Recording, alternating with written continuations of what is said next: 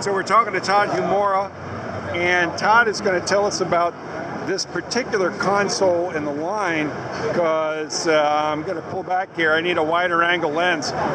In a world of smaller and smaller, Todd, this appears to be a pretty immense console. Tell me about it and your reasoning behind it. This is the evolution of the API Legacy Plus. This is the Legacy AXS. It's a lot of the same bus architecture from the Legacy Plus, and just using what was a successful console in its day, and just did a lot of updating to features and circuitry, and as well as adding a bunch of new features in. Well, what were the updates, kind of? So some of the updates, it's still a dual input, it's an inline console, same number of buses. We went back to the 1.5" module width, which allowed us to go the EQ back to the traditional 500 module, which just brings a lot of flexibility that people love these days. We've been doing with the 1608 in the box, allows you to put, even though we'd love you to use APIs, but third parties as well, VPR lines modules, just greater flexibility. Some additional features in the module: you can take the compressor, now large and small path, as well as the EQ large and small path on an individual channel basis. We added a sweep low pass filter to the large fader, something that we brought down from the Vision.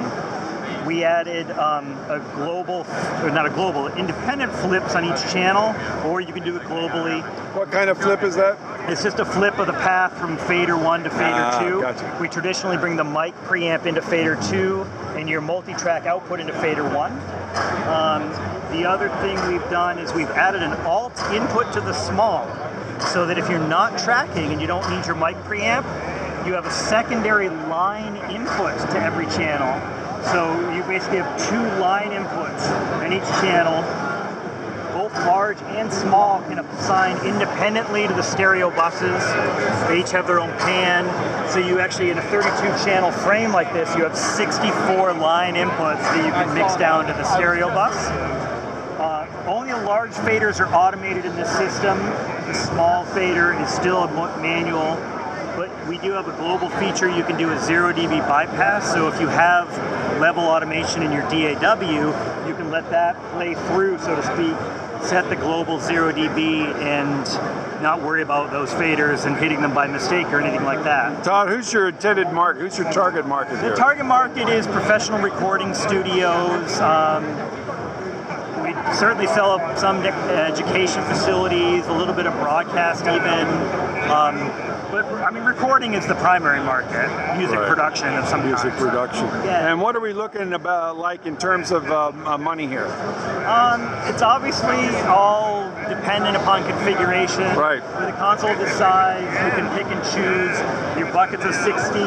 This is a 32 desk. You can do a 48, a 64. Whether you're adding in a DAW station, which has a recessed monitor mount, we can include the monitor or not. That's your choice. You can do 24 inches wide. You can do 30 inches wide.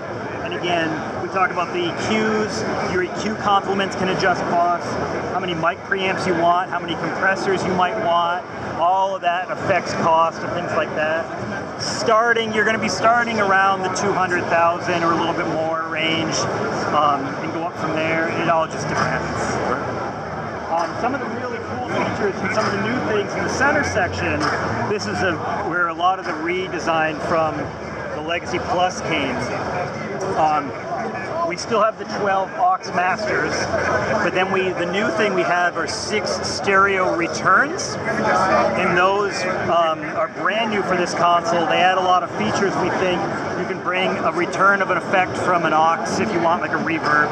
You can use them as 6 stereo stem mixing or sub mixing. Or built right into the console, we have a bus button, and what that does is in stereo pairs takes bus 1, 2 to here, 3, 4, all the way through 12. So you basically have subgroups of your multi-track buses, and then from there, they're motorized faders and an insert under automation control. You can insert a compressor, and then you can do parallel compression right on board your console. And this is just a really cool feature with, we believe, in how a lot of people work in the studios today.